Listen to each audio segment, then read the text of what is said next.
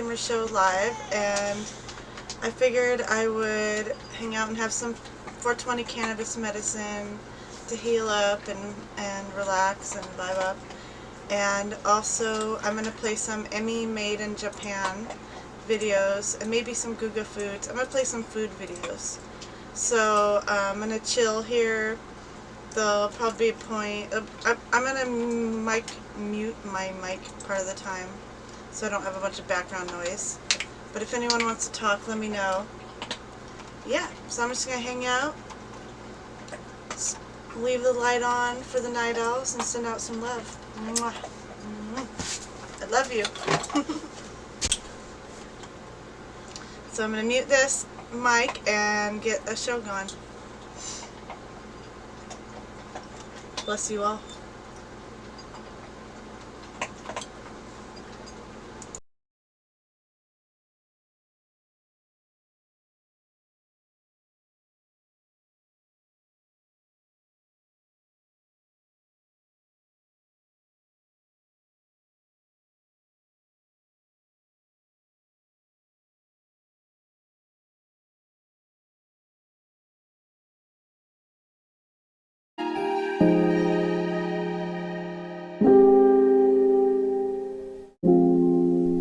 Greetings, my beautiful lovelies. It's Emmy. How are you? It's great to see you and welcome back. Today's video is sponsored by GlassesUSA.com, which makes cute, stylish glasses absolutely affordable. You can choose from over 6,000 cute frames that include brand names and in-house brands, and a full pair of glasses, including prescription lenses, start at $30. And every pair of glasses includes a basic prescription lens. You can do what I did and use the virtual mirror tool to try on a myriad of glasses, and once you've chosen your glasses will be shipped directly to you and will arrive right at your doorstep. Shopping at GlassesUSA.com is a risk-free experience. There's free shipping, free returns, and there's a 100% money-back guarantee if you return the glasses within the first 14 days of receiving them. No questions asked. So GlassesUSA.com sent me a few pairs of glasses, including this pair, which I'm very fond of, and I'm going to try on some others and let me know what you think. How about these ones? These ones are fun.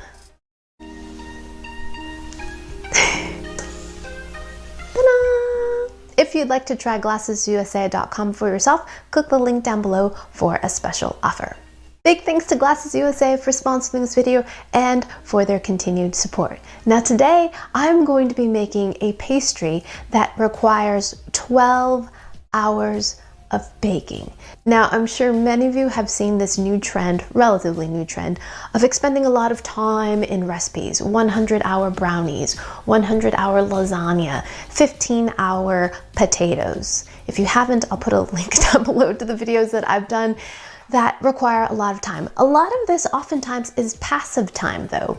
You allow the batter to rest, or you allow the potatoes to congeal. This recipe is different because there's 12 hours of actual baking to make this recipe. So when I first learned about it, I knew I had to try it. I have cooked plenty of things in a slow cooker, but never has it been a baked good or a pastry. So big thanks to my lovelies who recommended this recipe to me, and it is called Jacquenoun, and it is a Yemeni Jewish pastry that is cooked in a particular type of tin. And it is made for Shabbat. Shabbat is Saturday, it is a day of rest, and many people do not use electricity on Shabbat. So this bread or pastry would be made on the Friday before and placed in the oven overnight and taken out in the morning and had for breakfast or for brunch. So I am so excited to share this recipe with you, not only for the long baking time and of course the subsequent taste test, which we'll do in a minute, but also to share with you the process of making each individual jacquenoun. It is very labor intensive and interesting. So let me walk you through the steps of what I've done so far. So the recipe that I'm going to be using today was adapted from Jamie Geller. I'll put the original recipe down below. So in a large bowl, you're going to take 8 cups of all-purpose flour and add 1/4 cup of sugar, 1/2 teaspoon of baking powder, 1 tablespoon of kosher salt, and 2 tablespoons of honey. You're going to give that an initial mix, and then you're going to slowly incorporate 2.5 cups of warm water. The dough mass will be initially very shaggy, and you may find that you need to add a few tablespoons more of warm water. You want to get this into a nice mass of dough, and then you're going to cover it with a towel and let it rest for 5 minutes. The resting time is really important because the dough is really tough at this point because the flour has not really absorbed that water yet. So it'll be much easier to knead once it's absorbed more of that water. So after 5 minutes, you're going to stretch and pull and tug on the dough and fold it and give it a good knead. I did this for about 5 minutes, and then you're going to form it into a ball, place it back into the bowl you started with, cover it with some plastic wrap and a towel, and let it rest for at least 1 hour. So I've read several recipes and watched several videos on how to make jacqueline, and a couple of them mentioned allowing the dough to rest in your refrigerator overnight. What this allows for is a dough that's much more elastic and supple and easier to stretch. So I allowed my dough to rest for about 8 hours at room temperature. So after your dough has rested, you're going to divide the dough into 10 even balls. I used a scale, and each one of my balls worked out to be 170 grams. Take a piece and stretch it and tuck the ends under. We're creating a nice tight ball. Use your hands on the countertop to kind of shape it into a nice ball. Next, you're going to take some olive oil or vegetable oil and liberally coat your dough ball and then set it aside. So once the balls have all been shaped, you're once again going to cover it and let them rest for 5 minutes. Now we're ready to shape our pastries. You're also going to need 1 stick of butter that's at room temperature, along with about 1/3 cup of vegetable oil. Take one of your dough balls and, using the palm of your hand or your fingertips, press the dough ball into a disc. And you can use a rolling pin and begin to stretch it out and kind of stick it to your countertops so that it kind of remains in place, and continue working from the middle outwards until you can see through the dough. Now, the basic dimensions of the dough will be about 18 inches by 18 inches. I found it helpful if I could keep the dough in a rectangular shape, but the dough often has a mind of its own and you end up with a kind of oblong, weird, blobby shape, but that's fine. Amoebas are accepted as well. Next, you're going to take about a tablespoon of softened butter just in your hand and spread it evenly all over the dough. Then I took some vegetable oil with a pastry brush and liberally coated the entire sheet of dough as well. Starting on the left-hand side, I folded the dough about 1/3 over, and then I followed it with the right side, covering that as well. So you're left with a long rectangle of dough. Before we roll it up, we're going to take a little bit more oil and coat the entire piece of dough as well. The reason why we're doing this is we're putting fat in between all these layers, so it'll make the finished pastry nice and flaky. Same concept in laminated dough, say like a croissant. You've got fat pastry, and the fat will separate the pastry layers. So as we're rolling, we want to kind of stretch the dough to kind of thin it out some more. Stretch and roll, keeping that roll nice and tight. So roll it all the way up, and then tuck the ends under. Jacqueline is traditionally baked in a special jacqueline pan or tin that has a tight-fitting lid on top. So several recipes I read suggested putting a layer of regular bread at the bottom of the tin, covering that with some parchment paper. Of course, that's got to be nicely oiled. Then placing your jacqueline inside. So my understanding is that the bread is added to give a little bit more moisture to the baking vessel because there's such a long baking time. We don't want our pastries to be too dry. Because my pan was quite large, I was able to pack in 5 pastries, and then I put a layer of parchment on top of that, a little bit more oil, and then 5 more rolls. Once we got all our pastries in there, we're going to cover it with another sheet of oiled parchment, and then we can add some eggs. Jacqueline is traditionally eaten with hard-boiled eggs, so we can add a few raw eggs on top, and then we cover it and then place it in a low oven at 225 degrees for 12 hours. Da da da da da! Look, isn't this great? It's so beautiful. I love this metal tin. Alrighty, here we go. Dun dun dun dun. Oh, look, it's all steamy inside. Let's take out the eggs. Oh, everything's still toasty. Dun dun dun. That's so cool. Isn't that amazing? So I'm gonna just take a tomato here and grate it. And to that, I'm just gonna add a little bit of salt. All right, next let's peel our egg.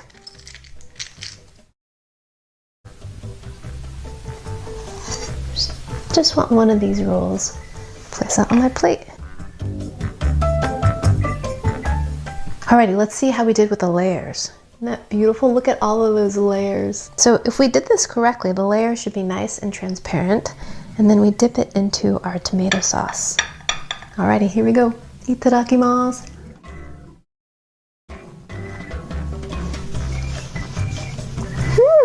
The texture kind of reminds me of thin cooked pasta. Now I've got it, kind of similar to a wonton skin. When you have a dumpling, same kind of slightly chewy bite to it.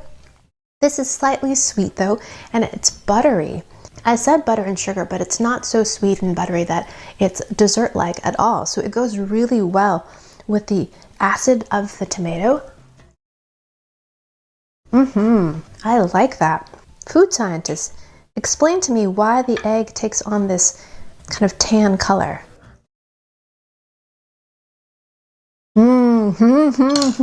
It's delicious with a hard-boiled egg. It fills it out. The richness of the egg yolk goes really well with the pastry. I do have to say the pastry is very rich. I think one portion is plenty. Alrighty, my lovelies, there you have it. Jacqueline. It took a total of probably 14 hours, including 12 hours of baking, but so worth it to have my very first taste of Yemeni Jewish food. Alrighty, thanks again for watching, and big thanks to GlassesUSA.com for sponsoring this video. If you'd like to receive a special offer on your glasses, click the link down below. Okay, I hope you enjoyed that one. I hope you learned something. Please share this video with your friends. Follow me on social media, like this video, subscribe, and I shall see you in the next one. Toodaloo, take care, bye!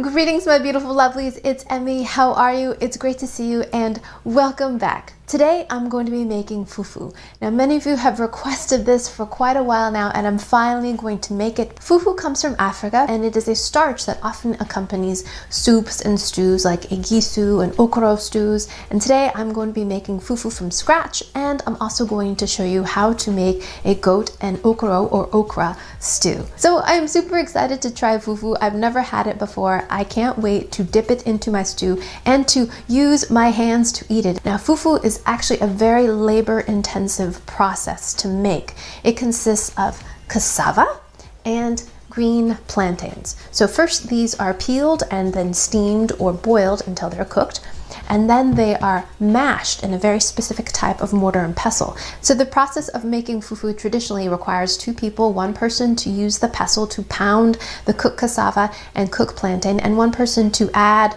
the ingredients to the mortar itself. And it's a lovely dance in synchrony. It kind of reminds me of traditional mochi making, where one person is pounding and one person turns the mochi. It looks very dangerous as the hand gets close to the pounding, but the rhythm of the two people working together is just lovely. It's just like a dance. So I don't have the traditional mortar and pestle, and I have found several ways to make it at home. A lot of people actually use something like this. This is a powdered fufu mix. I'm actually going to be using the cassava and the plantain. So the recipe I'm going to be using today comes from Obapa's Kitchen. I'll put a link down below to their recipe. This is a green plantain. It's important that it be green. Let's just chop everything up. A plantain is much starchier than a banana. I'm going to give this a little bit of a chop to help my blender out. Cassava is actually indigenous to South America and was brought over to Africa by the Portuguese. Very hard. And this flour is called tapioca flour, and it's what's used to make boba.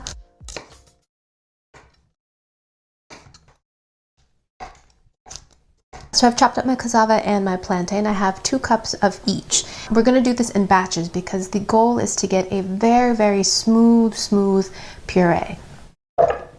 And I've got 2 cups of water, and I'll add about 1/3 of that.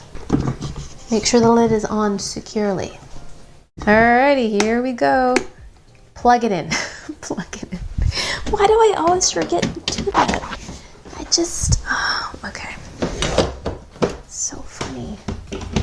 All right, here we go. All right, let's try that again, shall we?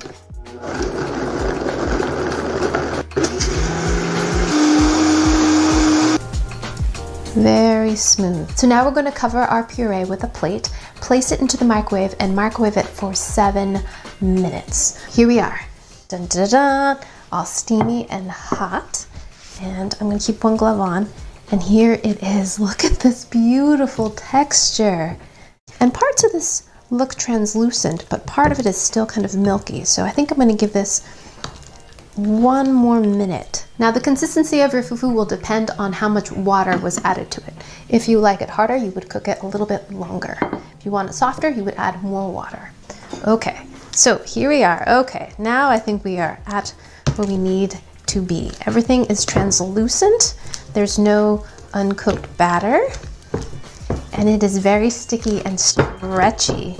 I'm going to set this aside for just a few minutes to allow it to cool. So here I have a beautiful okoro and goat meat stew I made to have with my fufu. And look at this consistency. In terms of texture, it's very reminiscent of natto, which are Japanese fermented soybeans, or yama-imo, which is a yam that can be grated and served on top of hot rice. It has this really stretchy, slimy texture, which is much coveted and loved in Japan, myself included. Is just marvelous. And this comes from the okra that is used in this dish. Okra has a beautiful mucilaginous texture to it. Inside has small white ball seeds and this beautiful mucilaginous ooze that comes out as you cook it. It's just marvelous. So this recipe was also inspired by Obapa's kitchen, and I'll put a link down below to the original recipe. So Obapa's recipe does not include actual measurements. So these are just approximations based on that video. Take about 1 pound of goat meat and we're going to add it to a saucepan. And then we're going to add 1 small onion that has been chopped up finely. You're going to add 2 cups of water, and then you're going to add some aromatics. We're going to add 1 teaspoon of salt, 1 teaspoon of paprika, 1 teaspoon of ground ginger, a half teaspoon of garlic powder, and 1 bouillon cube. Bring this up to a boil, reduce the heat, cover it, and allow it to simmer for a half an hour. So take a half pound of okra, place it into a food processor, and grind it up into a paste. And then in a medium saucepan, place the pureed okra along with 2 cups of water. Bring that up to a simmer and allow it to cook for 5 to 7 minutes. So in a large pot, we're going to add about 1/3 cup of palm oil, then add half a sliced red onion. So in a food processor, we're going to grind the other half of the red onion along with 2 Scotch bonnet peppers. And then we're going to add that and saute that until everything is nice and translucent. Add 2 chopped up tomatoes, a half teaspoon of salt, and 1 bouillon cube. This is crayfish powder, and I used my mortar and pestle to grind this up. We're going to add 1/4 cup of that to our sauce. Allow the sauce to cook for about 5 minutes. And now we're going to add our cooked goat meat. I found my sauce was a little bit tight, so I added 1 cup of water, and then I stirred everything really well and allowed it to simmer for 15 minutes. Then I added my okra and cooked for an additional 10 minutes. And then my stew is finished. Now that the fufu is cooled off, let's go ahead and knead it. So I've got a little bit of water on my hands. So this would traditionally be pounded with a special pestle. Since I don't have one, I'm just using my knuckles.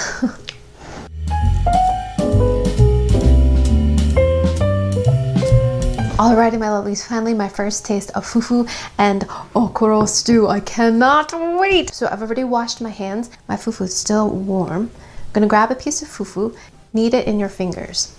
You dip it into the sauce, and then here we go. Itadakimasu.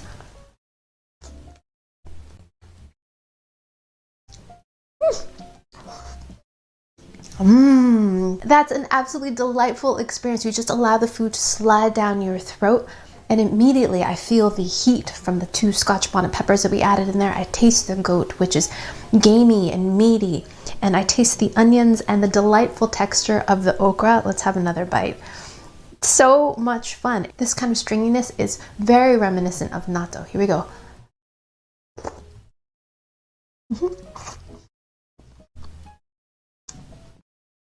I really have to make an effort not to chew it. Oh, but it's delightful.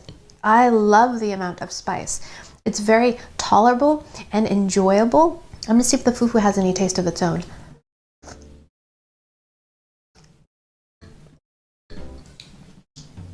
The fufu itself doesn't really have much flavor. it's a perfect blank canvas for the stew. It's more about a texture. It's bouncy and slippery and stretchy, and a really great echo of the textures found in the stew. It's just so much fun to let it slide right on down. Besides adding this mucilaginous texture, okra has a nice flavor to it too. It's a little bit grassy, a little bit like spinach, but it's really about the textures here for me. So this is the first time I've cooked with goat meat, and while it was cooking, it smelled a lot like lamb. And now that I've tasted it, it is similar to lamb, but a little bit more beefy. Alrighty, my lovelies, there you have it, fufu and okra stew. Absolutely scrum-diddly-umptious, a delightful experience as well. Learning to eat with my hands and not chewing. Super, super fun. I hope you guys enjoyed that one. I hope you learned something. Please share this video with your friends. Follow me on social media. Like this video, subscribe, and I shall see you in the next one. Toodaloo. Take care. Bye.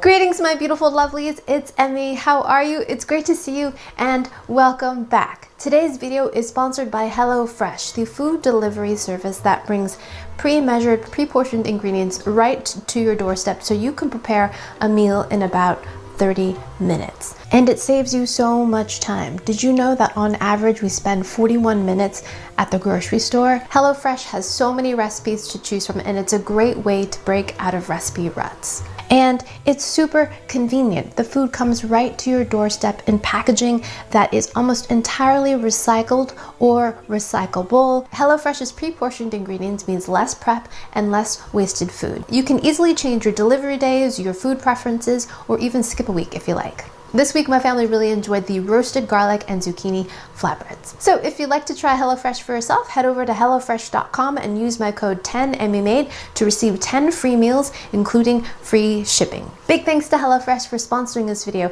So today, I'm going to be making an air pie, and it was suggested to me by Nicola. Thank you so much for suggesting this one. I had never heard of it before, but it has a very interesting story, and it is very regional. So Nicola lives in Lancashire, England, where this pie is also known as a butter pie or a Catholic pie.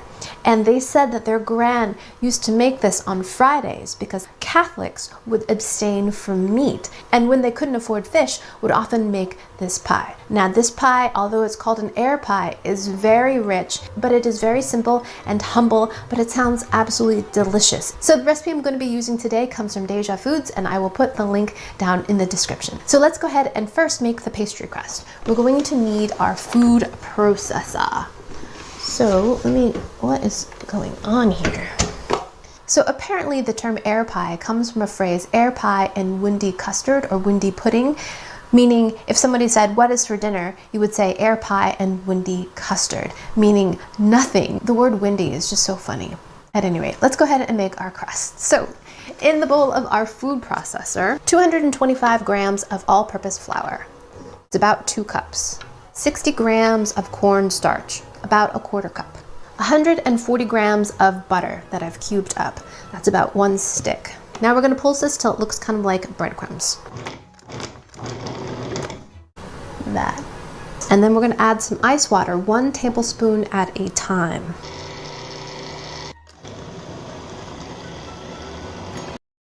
Conquer bedwetting and wake up feeling ninja awesome with Ninjama's nighttime underwear featuring all.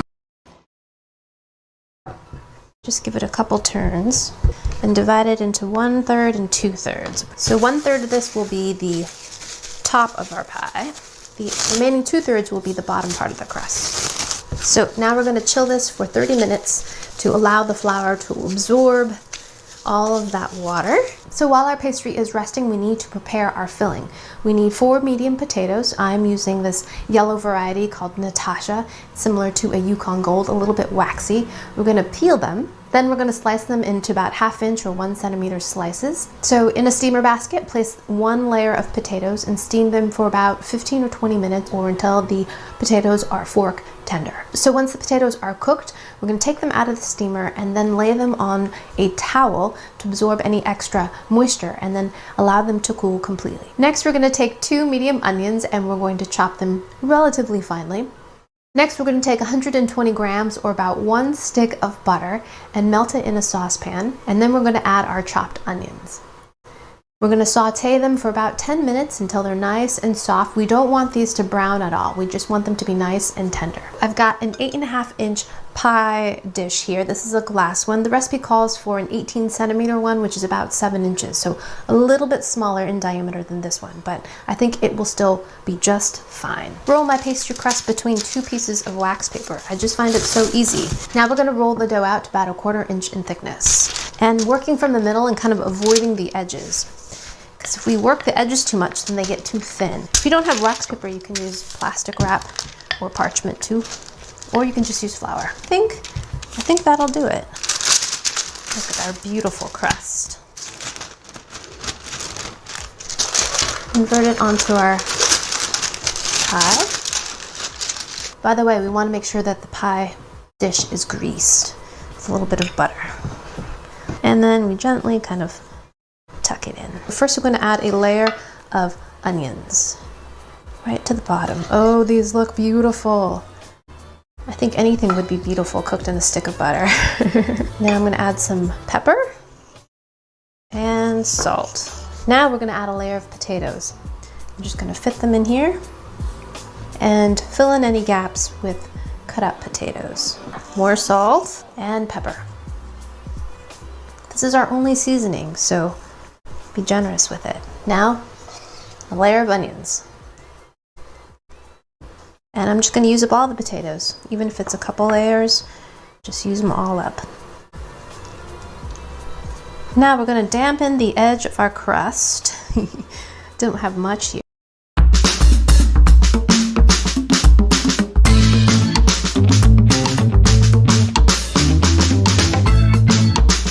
This is my favorite part, these little crispy bits.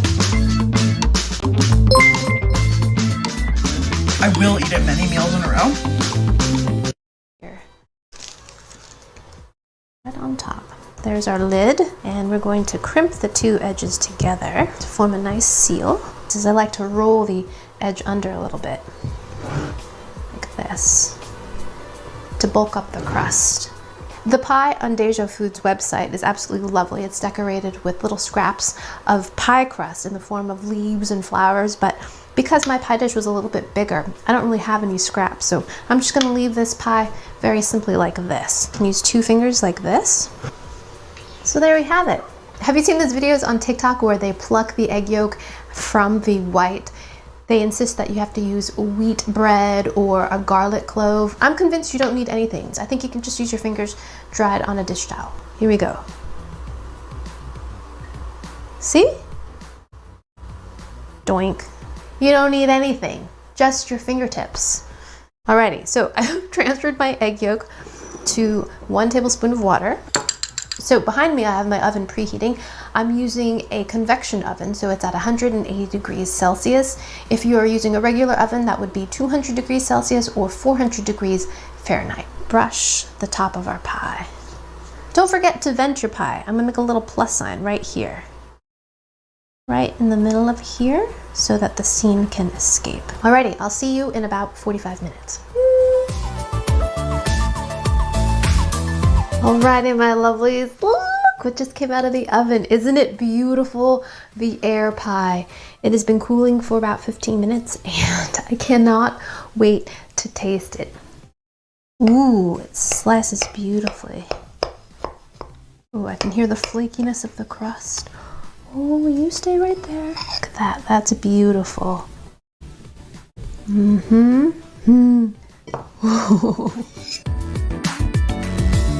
Get a bit of crust and potato. Itadakimasu.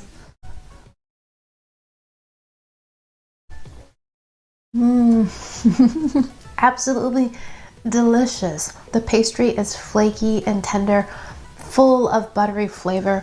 The potatoes, I definitely recommend using a waxy potato.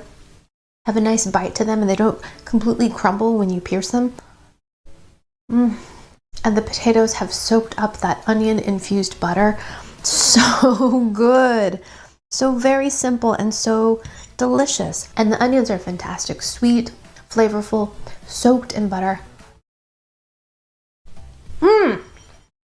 That reminds me, I have something to go with this. I have to go grab it. I'll be right back. Alrighty, my lovelies, I am back with this little tiny bottle, and this came all the way from England, from Lee. Lee, thank you so much for sending this to me, and it is a bottle of Henderson's Relish.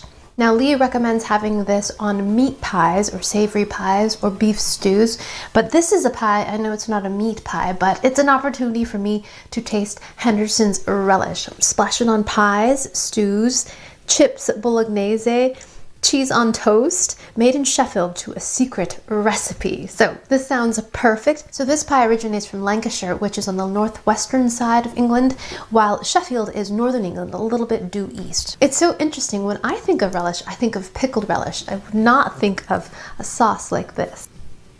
Ooh, it reminds me a little bit of Worcestershire sauce. So I'm just gonna shake that right on there. All right, let's give that a go.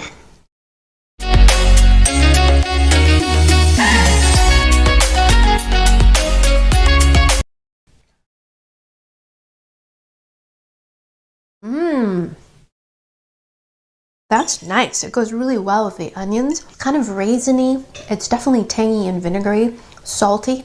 Definitely reminds me of Worcestershire sauce. A little bit like A1 steak sauce, but different consistency. This is much thinner. It's kind of like hot sauce without the hot. What does that mean? There's a little bit of spice in there too. Maybe a little bit of cloves. Like that. Alrighty, my lovelies, there you have it, the beautiful air pie, scrumptious, simple, humble, and just absolutely lovely. Thanks so much for joining me, and big thanks to HelloFresh for sponsoring this video. If you'd like to try HelloFresh for yourself, go to HelloFresh.com and use my code 10MEMADE to receive 10 free meals, including free shipping. Thanks again for watching. I hope you enjoyed that one. I hope you learned something. Please share this video with your friends. Follow me on social media, like this video, subscribe, and I shall see you in the next one. Toodaloo, take care, bye!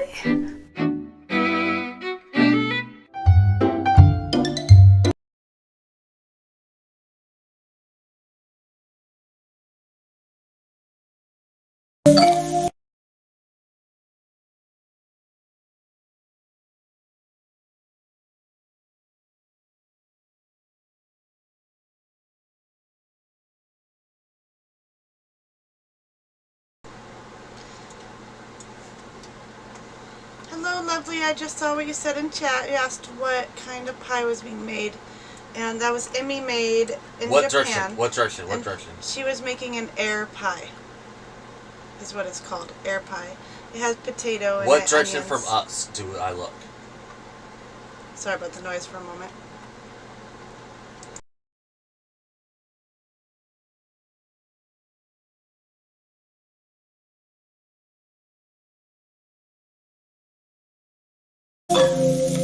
Greetings, my beautiful lovelies. It's Emmy. How are you? It's great to see you, and welcome back. Today's video is sponsored by Crowd Cow, a marketplace where you can make a meaningful connection between your farmer and yourself. Crowd Cow allows you to see exactly where your meats come from. And it's really simple. You just build yourself a box. You can choose between poultry, seafood, beef, even game meats. The selection is outstanding, and that's what I really appreciate. You have a greater selection than what you can find at the grocery store, and the quality is excellent as well.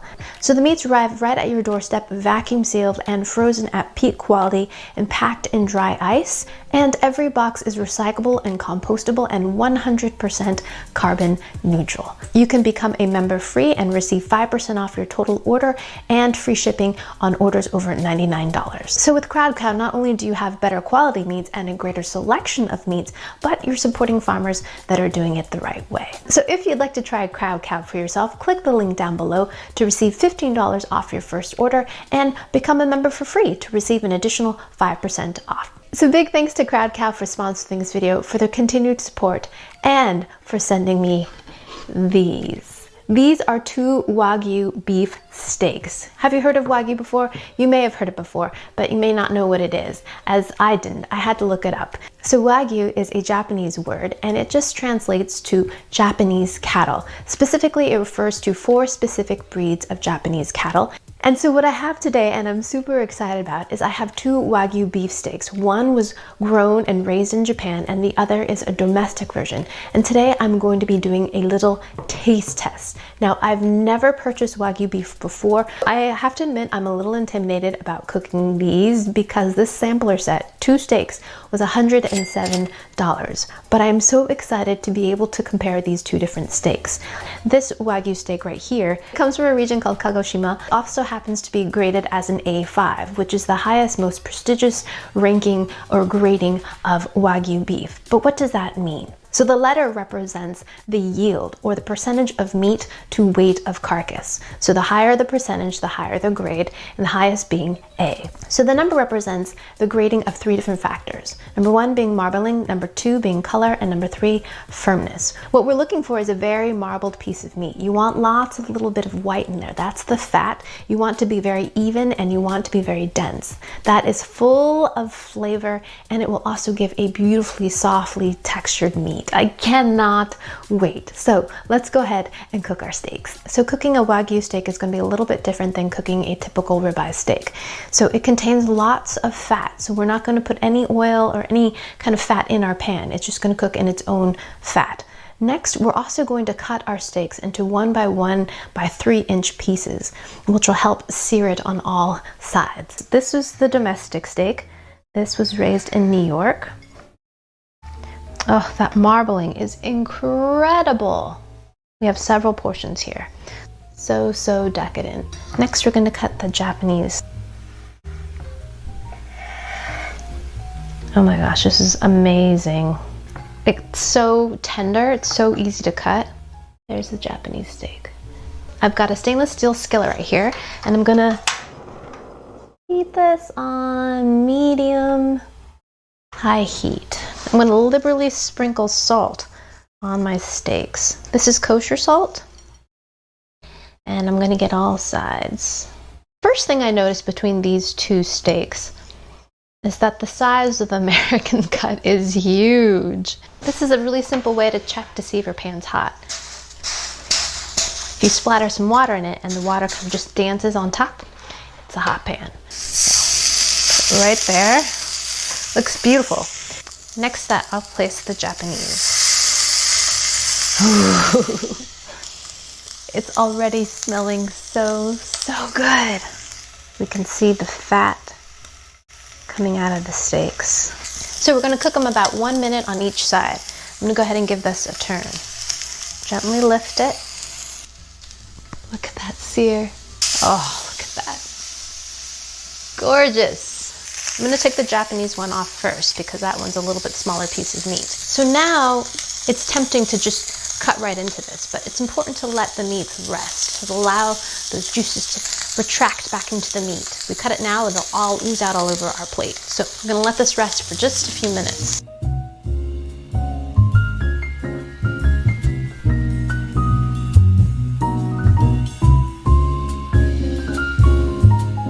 Now for the taste test. Oh, I can't wait. Okay, let's cut into the domestic one first. I have a nice crust on top. Oh, that looks beautiful. Look at that. This knife needs to be sharpened. Ooh, this one's beautifully cooked too.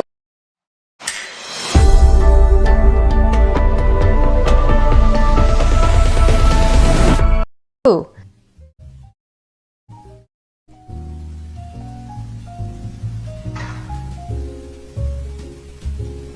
Alrighty, my lovelies, here we go.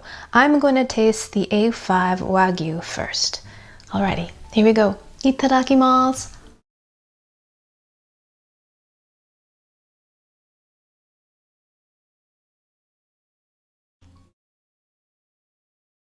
Fantastic.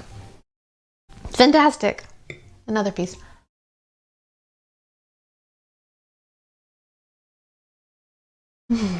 So juicy and full of flavor. Beef is such a great example of how fat is flavor. It's so buttery, flavorful, beefy, delicious. It's tender, yet it still has some chew. Absolutely outstanding. Alrighty, so now let's compare that with the domestically grown Wagyu beef.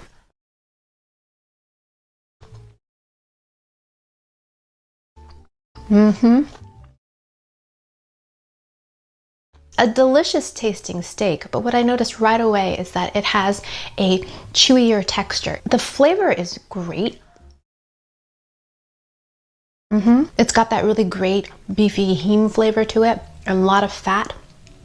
But in my opinion, the A5 Wagyu from Japan is better. The taste of the beef is more concentrated, the texture is more tender, and it's just more flavorful. Although the American Wagyu is still quite tasty, it's certainly better than any steak that I would have found just at my supermarket. The key to a good steak, in my opinion, is finding one that has a lot of that delicious, beautiful white fat marbling in the meat. That means flavor, that means tenderness. That's just the best tasting steak will be the one that has the most kind of marbling in it, in my opinion. So is a Wagyu A5 steak worth the money? Well, it kind of depends on your position. If you are a steak lover, if you are a beef lover, and you have a great appreciation for beautifully marbled meat, then absolutely. This was easily one of the best steaks I've ever had. So if you want that experience, then for sure I would say it's worth it. Also, when you have portions that are small like this, you can share with lots of people. I think it's a great way to share the experience and of course the flavors as well. So there you have it, Wagyu steak at home. You can definitely cook it at home. Don't be intimidated by it. It's actually very, very simple and fast. Thanks so much for watching, and big thanks to Crowd Cow for sponsoring this video. If you'd like to try them out for yourself, click the link down below to receive $15 off your first order and get a free membership to receive an additional 5% off. Alrighty, thanks so much for watching. I hope you enjoyed that one. I hope you learned something. Please share this video with your friends. Follow me on social media, like this video, subscribe, and I shall see you in the next one. Toodaloo, take care, bye!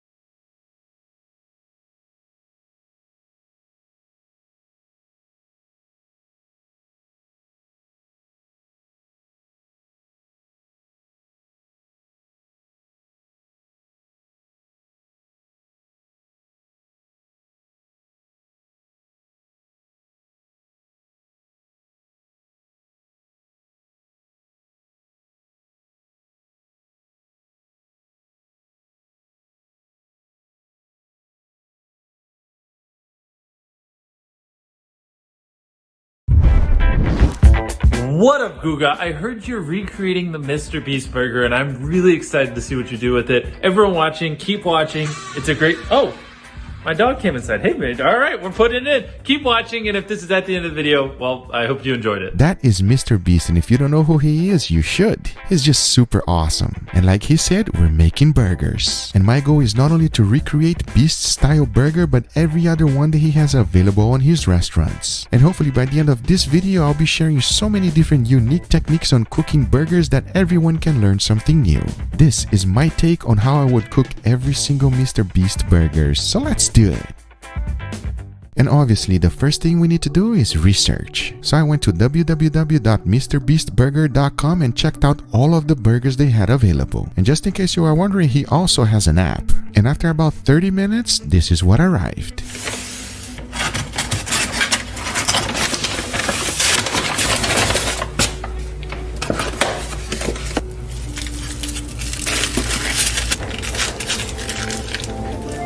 This is the Chandler style. I could tell you immediately that is a cheeseburger. We got 2 patties and cheese on a soft bun. Got it. Let me show you my take on it. For this burger and every other one, I chose to use brioche buns. I think they are the king of all buns. And you know, bread and butter goes perfectly together. So if you toast these buns without butter, this is what it looks like. However, if you add a little bit of butter to the pan, put your buns right on top and toast it up, you are rewarded with something way better. I mean, take a look at the difference. I mean, which one would you rather eat? Exactly. So always toast your buns with butter. The next very important ingredient is beef. Now I want to keep this budget friendly because if you know money was not an issue, we can always make Wagyu burgers. But hey, not today. So for that, I chose this blend, which is 80% lean and 20% fat. At least for me, this is the best ratio for burgers. Now to cook this is all about technique. And the first thing we gotta do is to get our pan nice and hot. And I'm a huge fan of crust. So instead of making 2 large patties, I much rather have 3 small ones. This will give me the optimum crunch. The next thing to do is to put a little bit of parchment paper right on top and smash it down. As you are doing so, remember to be careful of the flare-ups. Once juicy starts showing up on the top, it's time to flip. Then add American cheese right on top, stack them together and place them right on top of that bun. This, my friends, is my take on the simple cheeseburger. The key is to cook it as fast as possible. That will retain its juice even though it's cooked all the way through. Honestly, it is one of my favorite burgers and it's so easy to do. And when you give it to your family members and they have reactions like this,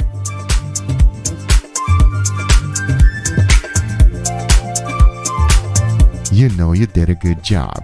That is as easy as it gets and it is super tasty. But now let's jump on to the next one. I can tell immediately that Chris likes a thick burger. Not only does he have 2 big patties with cheese, but he also added bacon and fries. That man is hungry. As you know, the best way to cook bacon is just like this. Setting them on a cooling rack like this and putting it in your oven at 350 degrees Fahrenheit, and after 20 minutes, this is what comes out. Come on now. However, fries on the other hand, I might be a little bit against him. I like my fries crispy, and whenever I add it to the burger, it just does not work because it gets soggy. However, I do enjoy his choice of this style of fries. As you can see, they have the maximum crunch. So at least to me, I would not recommend it putting it inside of the burger. One other thing that is a requirement for me is to make a very juicy burger. And I'm going to show you a complete different technique on how to cook this one. I started by first meshing my balls. To do that, you can use a cast iron skillet or anything that will make it nice and flat. At the same time, using parchment paper will ensure that nothing gets stuck. Trust me, you want that to happen. As you can see, once I was done, everything is nice and flat. Now the next thing to do is to deep fry them. I'm using a very special oil that is set at 350 degrees Fahrenheit. Now the great thing about this oil is that it was seasoned with garlic and thyme. Not only does that add an amazing flavor to your beef, but it also makes it super juicy. This technique by no way was invented by me. It was actually born in the 1920s and they still make this burger the same exact way today. And I mean, take a look at this. Is there any chance that this is not gonna be incredible? Adding the bacon right on top of it, oh man, it just puts an icing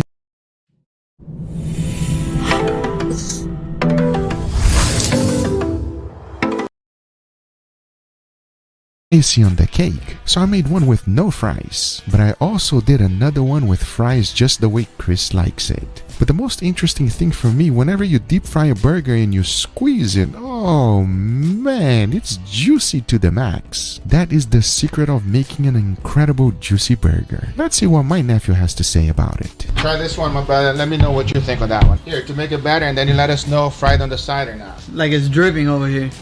So let's see what's going on. I've just come back from heaven.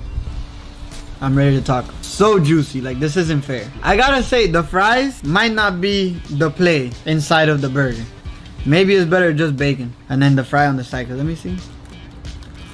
We're gonna keep it crunchy.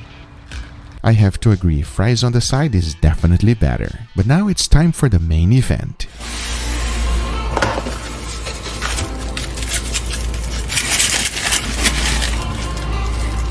This is the beast style burger, and not only does it have 2 massive patties with cheese, but I can taste onion, pickles, ketchup, mayo, and mustard. I got it. Now let me show you how I will cook this beast of a burger. And if there's one thing I love on a burger is caramelized onions. And to make them is super easy. These are white sweet onions. To get them nice and caramelized, I just throw it into a hot skillet with oil. I like to use a hot temperature oil because I like my onions to be cooked nice and fast. The only thing you gotta keep in mind is to keep them moving, because my fire is so hot it takes no time at all. After about 2 minutes, I like to deglaze the pan with a little bit of water. When you do so, a lot of steam will come up, but most importantly, all that flavor that was stuck onto the pan will release and get it onto the onions. That is caramelization to the max, my friends. And it is what makes onion taste so good. The next thing to do is a sauce. And since Mr. Beast likes mayo, ketchup, and mustard, let's just go with that. As you can see, I use 2 tablespoons of mayo, 2 tablespoons of ketchup, and 1 tablespoon of mustard. Keeping these ratios will make your sauce awesome. And at the same time, it is much easier to put it together on your burger. Talking about that, the next thing to do is to go ahead and make it. So I first started with a layer of the sauce. Then I added all of those beautiful caramelized onions, followed by 3 slices of pickle, and now to the most important ingredient. And since this is a beast burger, we're gonna cook it like a steak. Yes, you heard that right. It is extremely important to have that cast iron skillet as hot as possible. That's because when you do a flip, you're gonna get nice crust just like this. Exactly like I always say when cooking a steak, whenever you have a nice crust, it will make a much better steak. But once that flip is done, the next thing to do is to throw in butter, thyme, and garlic,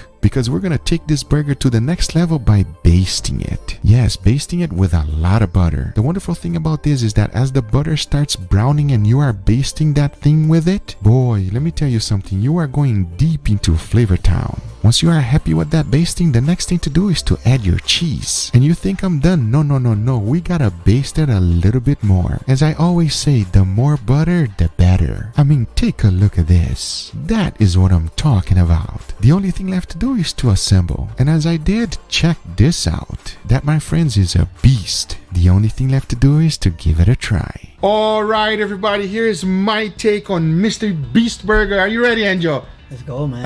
I'm hungry. You hungry? I'm ready. I have never made a burger this way. It is my very first time making a burger this way. You smell something different? Smells good. Huh? Smell good? Smells like goodness. It smells like goodness? I thought you were going to be able to catch right away what I did with it. I have never cooked it this way, and I'm excited to find out how it's going to taste. I think I smelled something that I didn't smell in any of the other burgers. But let's see what's going on. I gotta taste it first. All right, let's find out. My take on Mr. Beast Burgers, everybody. Cheers. Oh, Mr. Beast. Oh, what the hell? What does it taste like? A steak. It tastes like a steak. And it tastes like you basted it in like thyme. And that's exactly what I did. Man. Yeah, you could taste the thyme.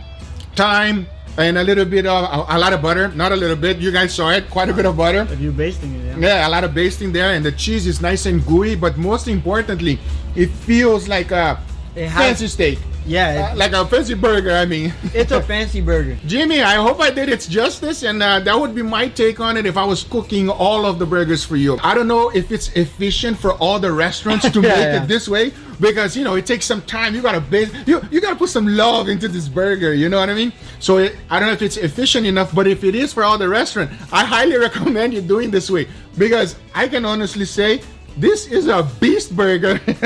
I'll tell you one thing, everybody. If you have not tried Mr. Beast Burgers yet, go ahead and give it a try. Let me know in the comments down below which one you think is best. Which one is your favorite? Do you like it more fancy, or do you like it more, you know, just plain and simple? Like Angel likes it. Which one is your favorite one out of all of them? Out of all of them, my favorite one has to be just cheese. As you guys know, Mr. Beast is a great guy. Not only does he help a lot of people, but he keeps all of us entertained. Jimmy, shout out to you, my brother. I hope you guys enjoyed this video. If you do enjoy, make sure to give it a thumbs up. If you're not a subscriber, be sure to subscribe for future videos. Remember, if you are interested in anything I use, everything is always in the description down below. Thank you so much for watching, and we'll see you guys on the next one. Take care, everybody. Bye-bye.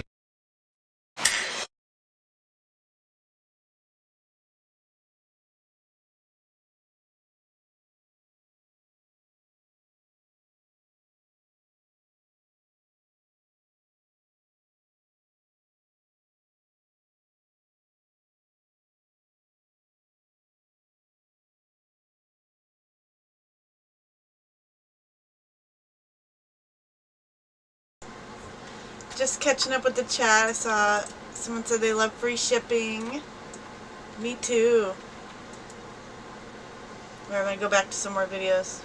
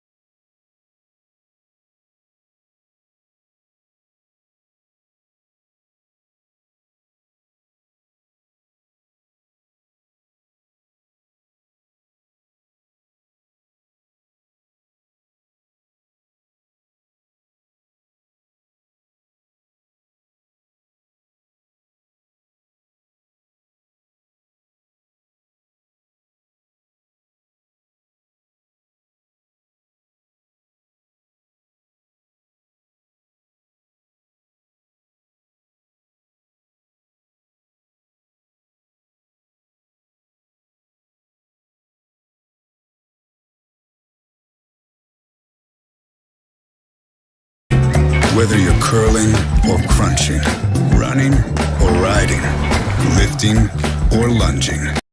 Hold on to your shorts because we're making a fried chicken and ice cream sandwich. Oh boy. And by oh boy, I mean, oh, I don't want to make this. And when I say I don't want to make this, I mean in the most possible way.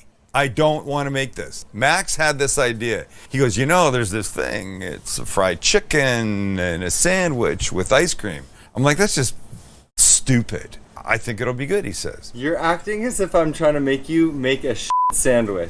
It's not a sandwich. We all know what a sandwich would be. And I would not make one of those. I don't like the idea of it. I don't like ice cream to start with. I cannot remember the last time I had ice cream. That's one. Two, super hot, super cold. You know how long you've got while it's really perfect? About 10 seconds. And then this goes down on top of this. And then it's just a mess. That's how I feel. You're going to this up just to spite me. I'm not going to it up. I'm giving in to him today. We have a new rule. Once a week, he can say, I have ultimate power. And I have to make what he says. And once a week, I can say, I have ultimate power. And I make what I want. And he can't cry about it at all. And he cries. Oh, let me tell you. In the corner. Chance, doesn't he cry? You know Switzerland over here. Yeah, we do know there's Switzerland. only one person crying right now. All right, but enough. More important than all of this, today's episode is dedicated to our new friend, Mike in Queens. So here's Mike. And now, here's the story of Mike. Mike just got a 7-inch Nakiri knife. We're shooting now. Last night, Mike used his 7-inch Nakiri. Something went wrong and he dropped it. Like this. It went into Mike's boot, and here you can see the little cut, and then into his foot, and now you can see the cut in the foot, and it resulted in, I don't know, 8, 9, 10 stitches. Not just outside stitches, inside stitches. Those are the important ones. So Mike, today is for you. We tell you how sharp these knives are. We're not kidding, are we? No, don't stab yourself in the feet. Don't stab yourself in the foot. I think he was just trying to get off of work or something. Anyway, not my fault, bro. We warned you. Okay, shall we carry on? Yes. Here's what we're doing. Brining the chicken, making the flour, making a sauce, cooking, eating. See ya. It's that simple. Brining first. Our brining begins with buttermilk. Always buttermilk. This just does all the right things. The enzymes in this, he says, sounding like he knows what he's saying, do all the right things for breaking down the chicken and making it absolutely more tender and moist. Quick, what's an enzyme? It's a thing that goes into a deal with the stuff. We're only adding 2 things here. One is sriracha. Remember, this is meant to be spicy chicken with the sweet of Max's stupid ice cream. And of course, salt and pepper. A little bit more. And we mix. Simple, right? And now we take our chicken, and just because Max loves them, we're using big boy chicken thighs, and they're all gonna just go in and live underneath. Everybody comes into the pot, goes underneath the layer of buttermilk, and we're very happy. So, when you've got all these guys in, covered, and you're good, they go in the fridge, hour, 2 hours, 3 hours, or overnight. Next up, we'll make the flour dredging part of this. So we start with some all-purpose flour, and we'll add some seasonings. So yes, always kosher salt and pepper. That's kind of a no-brainer. And then my usual lineup of suspects, some smoked paprika, because it's so good, some cayenne, because it's so spicy, some garlic powder, because why the hell not, it's delicious, and finally, for extra spice, some chipotle chili powder. And this we will mix as well, using a spoon. And when this is mixed, away it goes, and we'll make our mayo. So our sauce for this begins with some Japanese mayo, because that's pretty much the only mayo that we use around here, right? I can't remember the last time we didn't. Nope, I know. And then, don't get mad. I'm going to use mostly the same things. Some paprika, little cayenne, forget the garlic this time. But yes, some chipotle chili powder, little pinch of salt and pepper, of course, and we mix. But this is meant to bring more of the spice than it's going to be on the chicken. So we can have a little taste here. A little bit more cayenne. Uh-oh. Now it's starting to come. And a little bit more chili powder. Don't forget. Hello? There we go. Oh, damn. No, that's too... Screw it. We'll just leave that in. How could this be bad? Remember something. And this is an important concept. That looks beautiful. And I really love the way it looks with all the flecks in there. Here's the important thing, though. It's not like this is the only thing you're going to be having spoonfuls of. Because it's not. There's going to be bun, then a layer of the sauce, then the crispy chicken. And if those were hot in a really nice way, they're all going to be tempered by Max's stupid ice cream layer on top of that. So you have to account for that. Think about how the whole dish goes together. If one component's hot, but there's other sweet, stupid ingredients like Max's ice cream, then the whole thing should be balanced. That's what we're going for. We're going for balance. Delicious chicken, fantastic sauce, stupid ice cream. It all works itself out in the end. And now we're just going to let the chicken brine away in its buttermilk bath. When we come back, we're cooking. If it was up to you, chicken and waffles will never be a thing. You know what? I don't want to hear from you anymore. You just stay back there behind your camera and do your thing, please. We're ready to take the chicken out of the brine, put it into our flour dredge, and then get it cooking. But you know, it's funny. I was standing here. I was thinking back to my biology and chemistry days at school, and I remember that enzymes are essentially biological molecules, typically proteins, that they significantly speed up the reactions of virtually all the chemical reactions that happen within the body and take place within cells. All right, so I looked it up. Who even knows that? Nobody knows that. Like algebra, no need for algebra. Am I right on that? Does anybody need algebra? Algebra? No, you're thinking of like calculus. Calculus, nobody. What's needs. algebra? Algebra is needed. What's algebra? Like you can't even say it. If you can't tell me what it is, there's no need for. 4 times x equals 8. Okay, when was the last time you had to deal with x in your everyday life? Well, I'm a f***ing YouTuber, so I don't have to. But. You're right, but who has to deal with x? Not regular people. People that, look, if you know what algebra is, it's because it's part of your life. For regular people, here's what they should have done in school. It should have been like this. Who's going to be like smart, like, are they even accountants that have to do that? Who does that? No, it's like it's. Who's going to be a nuclear physicist or a scientist? You put your hands up. All right. You kids are taking algebra. The rest of you, new recess every day for this 1 hour. So now you get 2 recesses. I mean, come on, algebra, please. Can I have 2 bagels, please? 1 with cream cheese and the other 2 with lox. Solve for X. Is there an X anywhere in that? No. How much is that hooker? She's $250 an hour. Is there an X in there anywhere? I don't think so. I think we understand how these things work. They're just transactions that we deal with. I'll take a lid of pot. I'll take a lid of pot. By the way, these guys always laugh when I refer to a lid of pot, which when I was a kid... Still not clear on what it is. I know exactly what it was. It was a Ziploc bag this big, 2 fingers across the bottom. It was $20. That was a lid of pot. And by the way, it was the worst shit ever. Half of it was seeds, stems, and twigs. And you had to spend an hour de-seeding the whole thing before you could then smoke 3 bowls by yourself. And maybe, if you were lucky, on a good day, you'd get a little buzz. It's too much? It's too much? If the hooker wasn't too much, for sure this wasn't too much. All right, here's what we're doing. We've got the brine, we've got our flour dredge. Let's put them together, and let's get cracking, as Jordan Jones would say. So it's a simple process. We're going to try and use the keep one frickin' hand clean concept. So the chicken comes out, we give it a little shake, and in it goes. Cover the seasoned flour. We push down. Can you guys hear that dog? There's a dog going insane, like a block away or something. And why the owners are not telling that thing to be quiet. Right. Putting it in the house. Oh, I smell the seasoning on this flour. This is going to be good. Okay, so when you're comfortable that you've got all this beautifully on, little shake, put it on a rack, and continue. Shake, shake. Then it goes. One hand clean, one hand wet, one hand dirty, whatever you want to call it.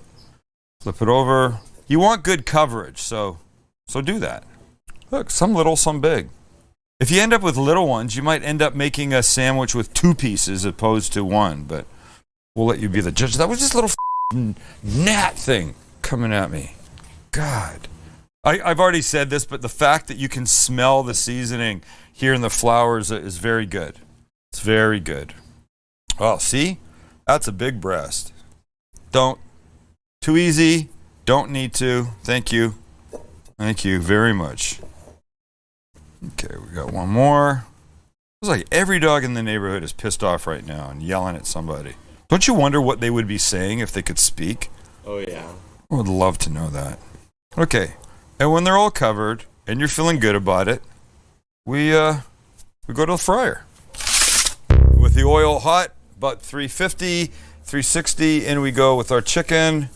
Oh boy, this is going to be spectacular until it gets that shitty ice cream part, and then it will suck. So it's probably going to take you 6-ish minutes. You know, we're looking for 155 to 100. Look, they say chicken is done at 165 degrees. I feel very safe pulling it out at somewhere between 155 and 160, knowing it will raise another couple of degrees. So make sure they're just not sticking to each other, and they're not.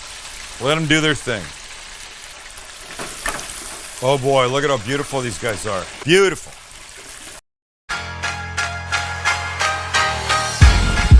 The best music is made when there is some story that you can identify with. Hell yeah! Man, you woke. Look how great that looks, even. Should we check the temp? See how we're doing? Nope. Have you seen these bacon wrapped Oreos lately? No, I will not do that. It's a big thing, you know. I don't care. Maybe you should do executive power. Maybe you should shut the fuck up. What you just did. Maybe you should shut the fuck up, Chance. How are you suddenly Switzerland? Asshole. And when they're ready, pull them up, let them drip. Now we get our bun ready, and we build. And with our buns toasty off the flat top, looking gorgeous.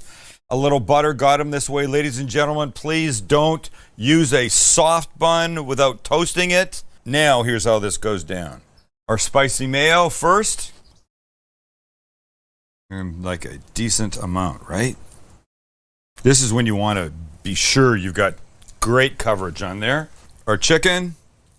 How gorgeous does that look? That's pretty, right? And then our bun, and then oh, wait. We need that one dumb... Oh, wait, we need that one... F***ing hell. This is your phone. Whose phone is that? It's still yours. That's mine. Oh, wait, we need that one component of Max's, the ice cream. Yeah, we do. All right? So Max brought his own ice cream for this, and he brought super hard... Gosh darn it. Arbequina olive oil ice cream. Yes, ladies and gentlemen, he couldn't just bring ice cream. He had to bring special olive oil ice cream that I can't even get out. Good Lord. Oh, mamma mia. Oh, yes. Okay, but wait. Don't stop there, because the thing that's really going to make this special for everybody, especially Max, is we're using this very hot honey. There's chilies, there's vinegar. I don't want to say it, but I'm starting to maybe... Never mind, forget. I knew it. I'd shut up. I don't care what you have to say. And then the bun on top. Oh, man. What do we think? See what did I say about the ice cream not melting? Like, so what is this? Is this lunch? Is it dinner? Is it dessert? Is it late night? It's all the above. Damn it. So look, it's pretty. I'm gonna give you that much, Max. Look what we've got. We've got this crispy texture here. We've got this deliciously spicy sauce underneath, the whack ice cream, and then we just try it. So do that. Boom. Pick it up. Think about it. Contemplate where the best bite should come from. Definitely in from the side. Oh yeah, you have to go side, but you want to make sure you get some of the honey, because the spicy honey is going to make it. So I'm going to add a little bit extra right there, just so I absolutely get it for sure. And then we have a bite.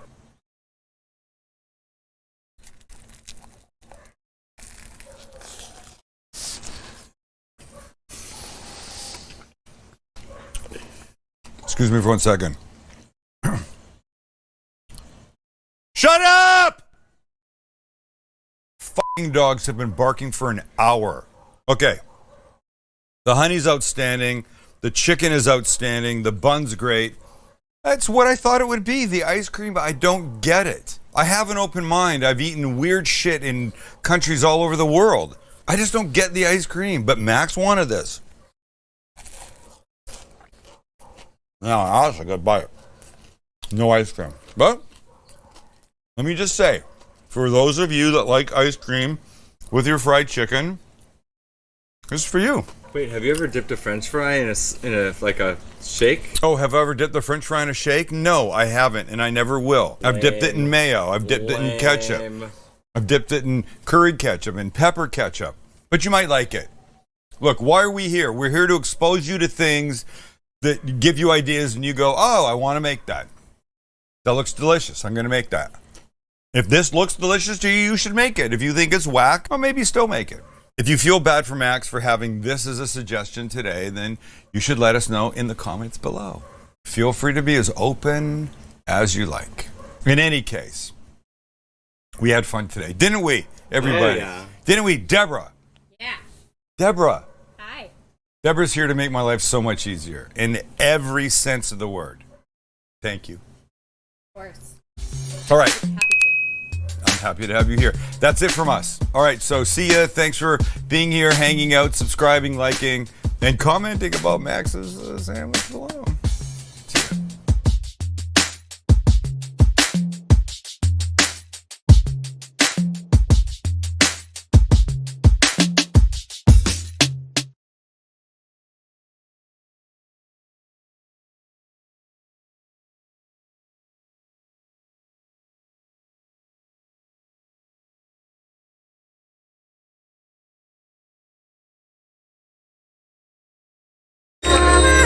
Hey, Joe. Harold, cheers wide open. Now streaming on Disney Plus. I'm Joe. Right, last time I had the most amazing chicken wings was with the incredible Sean Evans. And thankfully, 75 million of you tuned in to watch that amazing program. So thank you. So I'm going to show you how to perfect the most amazing wing. This time I'm going to take it up a notch and make those wings incredibly delicious. So, beautiful wings, make sure they're full of flesh. Sometimes you get a little bit chef if you want with a presentation bone, but they need seasoning, okay? So in here, I've got a little bit of garlic powder, a little bit of salt, and nicely dust those wings, okay? Now, from there, let's get a bit of heat. A nice spoon of beautiful smoked paprika, okay? Now, what does that do? That literally just starts to give these wings a lovely coat. And be generous, okay? Give that a nice mix, the salt, the garlic powder, and that amazing smoked paprika.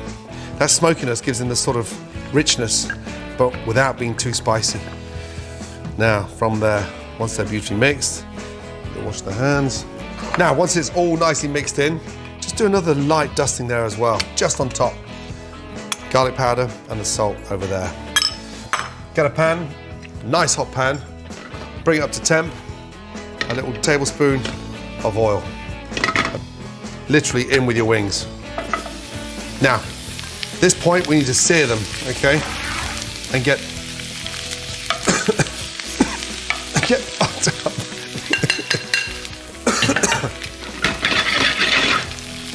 Secret here is give them a really nice sear, okay? Bit of butter, cool them down, that gets it really nice and golden brown, and just roll them round quickly. Now, you can see what's happening to the wings. Got that really nice, dark, caramelized take, those spices. Butter adds the flavor, a little bit more richness, helps to cool down the wings. Beautiful. So this bit here with the oil and the butter, all that really nice seasoning, look. So what happens now is that the actual flesh starts to move down the bone and it almost becomes like a little lollipop, which is great for picking up. Don't worry about that flesh and that skin sliding down. Now, clearly we've got a great sear from there. One more little toss and a nice seasoning of black pepper. Open up the top of the pepper mill and get that nice large cracked pepper in there. I love sauteing chicken wings when they're sort of nice and hot. They take the pepper so much easier as opposed to putting it on at the beginning. Look, beautiful. Now, once we've seared in all that beautiful spice and those wings have been dredged in the paprika, the garlic powder, the salt, okay, as that starts to froth, it tells you it's time for the oven. 375 Fahrenheit for 15 minutes. That smell is incredible. Now, have a look at them. So, this is where the magic starts. You can see the actual skin and flesh has sort of slid down the bone and you can tell they're cooked. They've obviously got, but most importantly, the bone is nice and clean. Now, from there, just in. Now, to glaze them, first of all, take a spoon and just take a large tablespoon of that beautiful juice. From there, get your hot sauce, give it a really good shake. As you know, it settles in the bottle. Get a really good shake and then just gently drip that over there. But how do we get them nice and glossy? How do we put that nice little glaze on there? Get a nice knob of butter and literally put the butter in there. Get your tongs and then literally one more little tablespoon over. Now, give them a really nice mix. And what's happening now is the butter's melting, okay? And they get really nice and glazed. And look, beautiful. Mix that up. Now you don't want too much hot sauce on there because you always go back for seconds, but the secret is to beautifully mix them up. And look, the butter beautifully melts, gives that a really nice, beautiful glaze. And watch. Get the wings in. Beautiful. And there you've got the most amazing wings.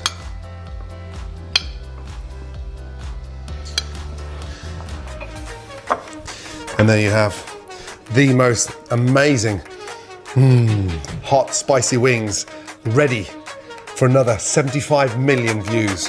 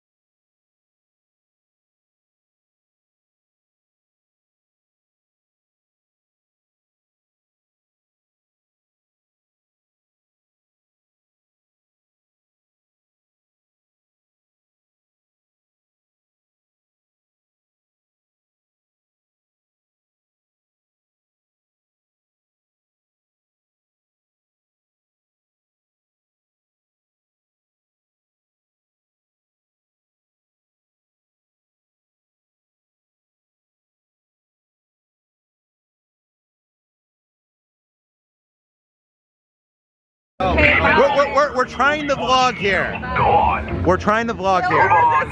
Guys, we're trying to vlog. Move along. Well, aren't you clever? That was awesome. So one thing we haven't tried out yet in the marketplace is the Outpost mix. It's basically a popcorn snack within the Star Wars galaxy.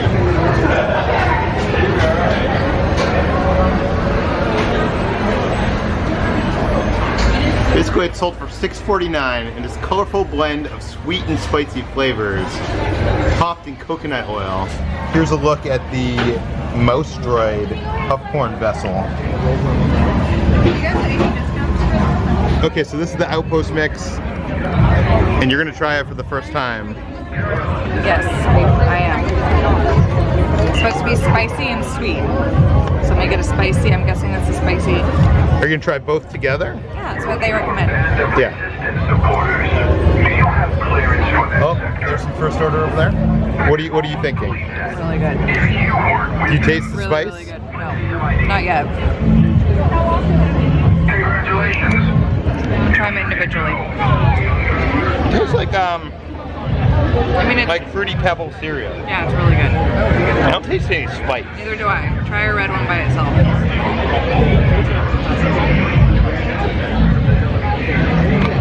I don't taste it. There's a little bit of cinnamon. It's good. Yeah, it's good.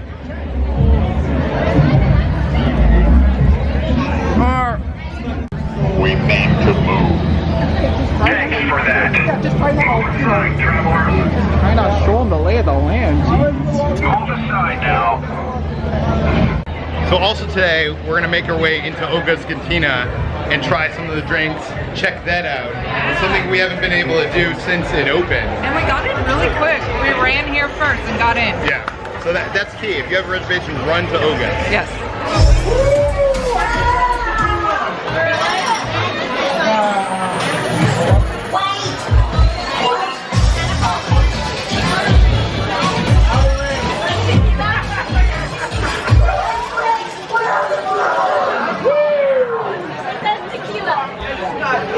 I meant to do that.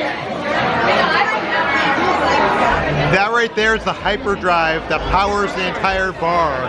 Sometimes it goes out and then they gotta reboot it. In the tank above the bar you can see a wart.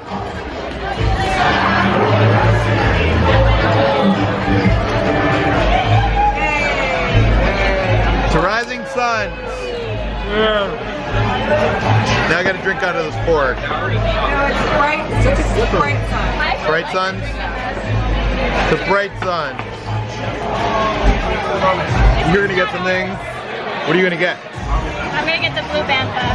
So it's blue milk with a sugar cookie and coconut on top. Kind of looks like a Samoa cookie. So do you can't drink it through the cookie? No. The milk is really good. This is the same milk that was outside, but it's not frozen. It's just cold. Do you like it better than the frozen? The flavor is exactly the same. I'm kind of indifferent to frozen versus this. I think this is easier to drink. Maybe on a hot day, I think that would be better. This, I'm not a huge fan of coconut, but I'll see what I like.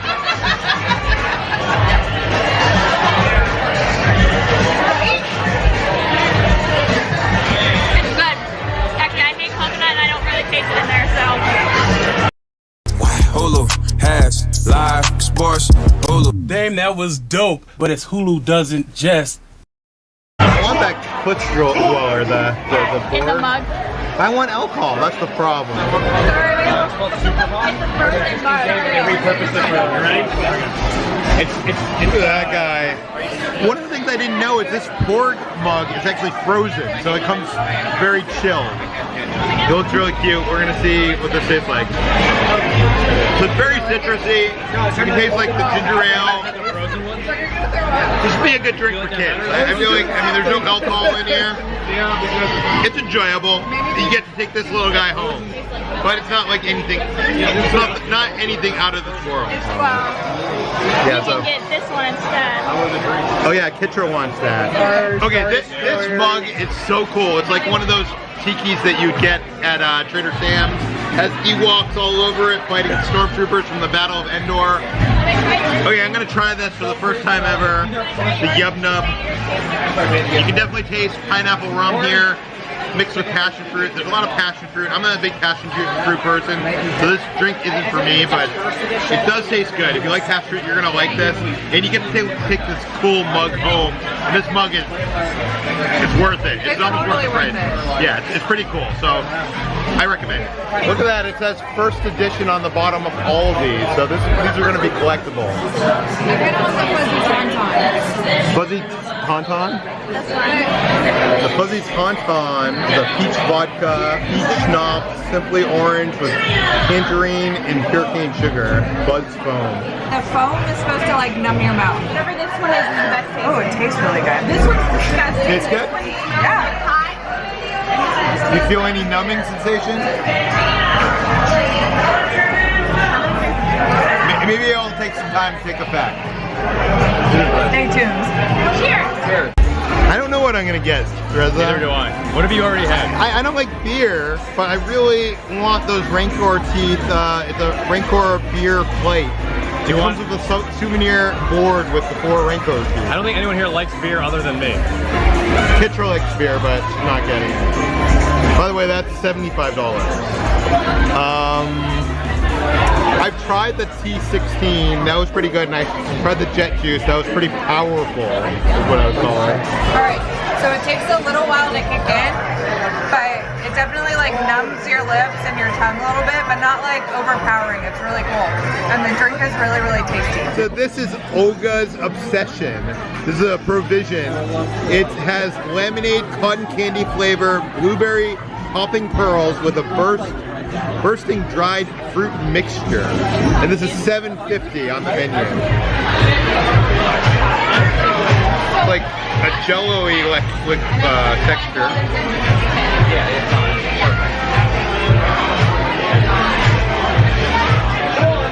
Okay, everybody's set here. You just all need your drink. Yeah. You're good. You want to...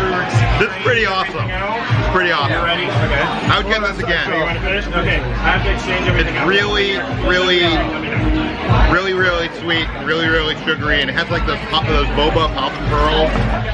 Oh, That's really good. Ooh.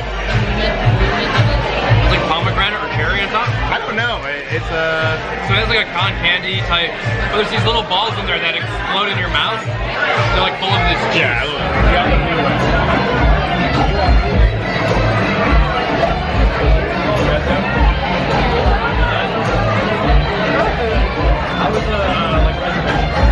This is really good. I'm surprised. I would get it again, totally. Like this impresses me more than the blue milk. Oh yeah. For sure, yeah.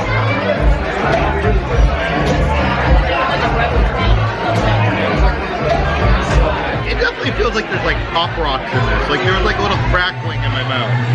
All it says is blueberry popping pearls, but that's not. Yeah, blueberry popping pearls are the boba stuff. I don't know. It does say with a bursting dried fruit mixture. Dried fruit mixture. No, bursting dried. Oh, bursting dried fruit mixture. So that's it. Pop rocks mixed in with the dried fruit. Yeah. I didn't take a ton of the dried fruit, so I was okay, but that was really, really good. Yeah. Come to Batu. Get Olga's obsession. Wait in the 2-hour canteen line. And see why she's obsessed. Yeah, find out why she's obsessed. Where are we supposed to get coasters?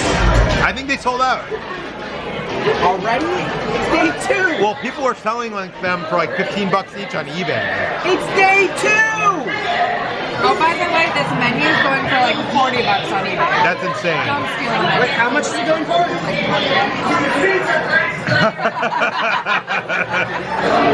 What I need to know is this beer flight worth $75? Yes. Yes, why? It's awesome and it's heavy. It's so cool. If you're a fan, you have to get this. The beer is just beer, let's be honest. Yeah.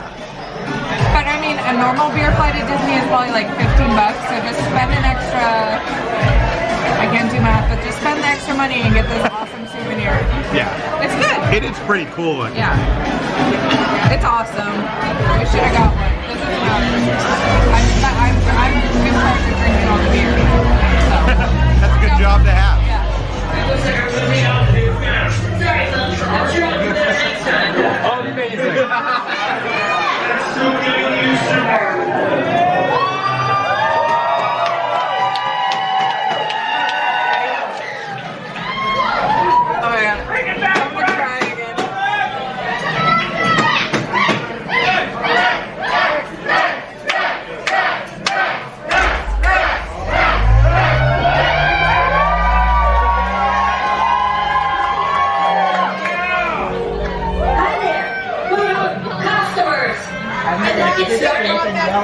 Always wanted to do this.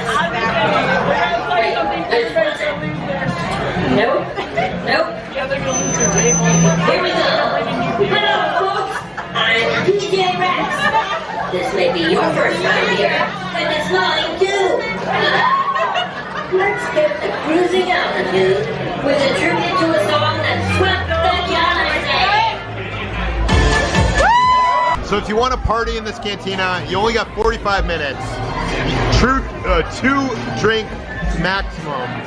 And it costs a lot of money. If you want to look at our bar tab on Black Spire Outpost, grand total of $534.98, and that's before tip.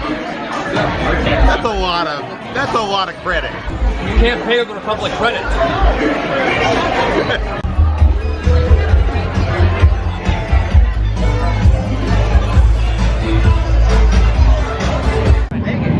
So we just got kicked out of the cantina.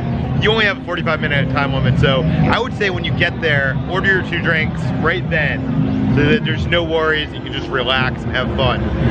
We've already been. We've already told you our thoughts on the cantina. I'm wondering what my friends thought of it. This was awesome. The best part is DJ Rex, who is repurposed from the original Star Tours. And at one point he loses power, starts glitching, and starts reciting lines from the original ride, which was awesome. It made me so happy. All the drinks I tried I really liked. The atmosphere is amazing. The only downside is the obvious wait to get in. Yeah. I think we waited about an hour or so to get in. And then once you're in, it's like pretty cramped. You get assigned a seat or standing room. You have to stay there. You can't move. You get about 45 minutes down up to 2 drinks. Other downside is you might get your drinks like 20 minutes into your 45, and then you just gotta pound those drinks. Otherwise, you lose them. Yeah. The 2 mugs are awesome. I know you are the one person here who is not a diehard Star Wars fan, and plus on top of that, you're the one person here that doesn't drink alcohol. So the Star Wars a cantina does not sound like something you would enjoy. So I'm wondering what your thoughts are on it. I love the atmosphere. I agree with Reza. Music was awesome. DJ Rec was awesome. Even without being a fan, I know the reference of his Star Tours. I love that. The non-alcoholic drinks were still delicious. I love those. Definitely mostly on the fruity side. So if you don't like fruit, you might be out of luck. Oga's Obsession that I tried of yours, that was delicious. It's probably my favorite thing that I've had in the park so far in Galaxy's Edge. That was great. I love the mugs too. I think the ports are cute. So I was overall really, really happy in there, and I would definitely go back. Steve, any thoughts that anybody hasn't said already? It's more like, I really like the cantina. It was amazing. It won't be long now. Stop the spy was tracked to the two. Odds are he's somewhere in the outpost. Just admiring your lightsaber. Okay. And assessing the threat level. We are leaving this area. Okay, bye. Oh, Okay, bye. we're trying to vlog here. Go on. We're trying to vlog here. Guys, we're trying to vlog. Go. Move along. Well, aren't you clever? That was awesome. Steve, any thoughts? Amazing place, great music, great drinks. The only thing I have a couple like I wishes is like I wish that like there was more like kind of creatures or personalities.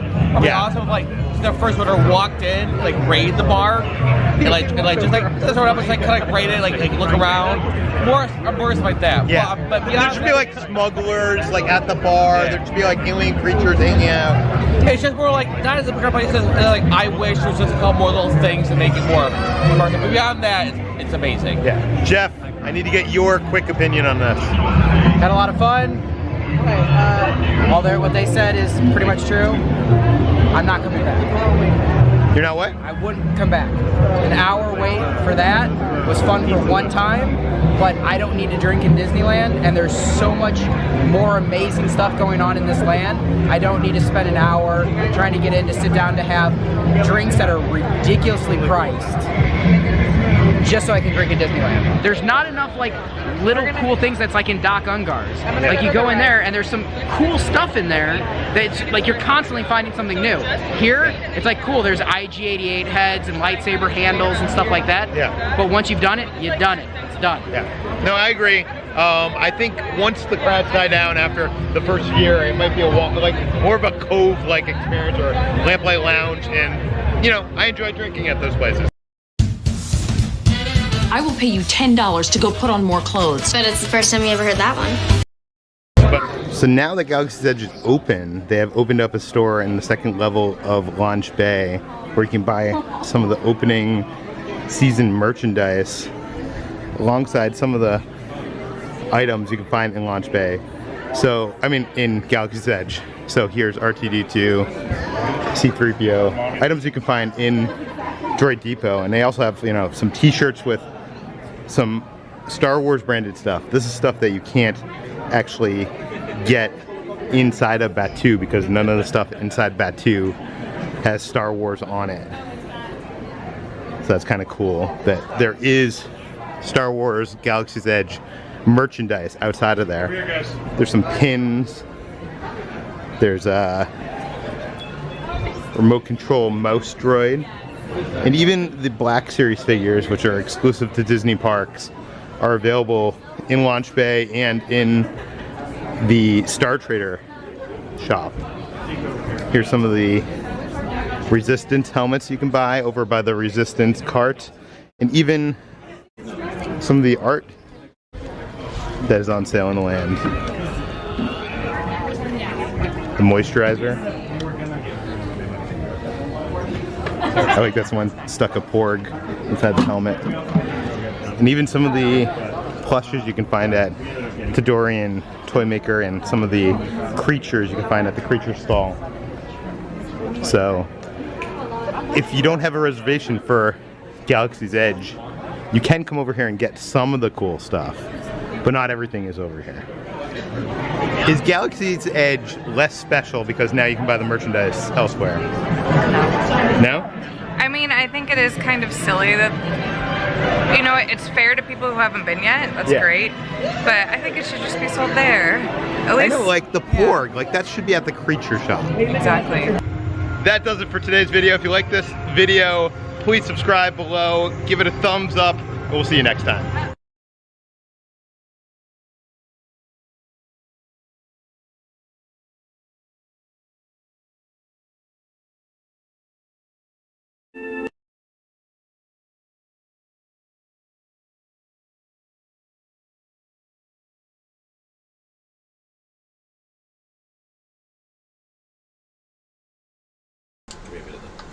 Alright, darlings, I'm gonna try to pop back on here soon. I might do some more Star Wars videos. I'm feeling the Star Wars vibe.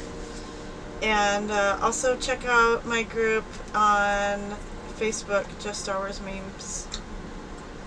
It's got, I think, about 25,000 members. Also, Just Marvel Memes. That one's got about 20,000 members, I believe. It's close. So anyways, I love you lots.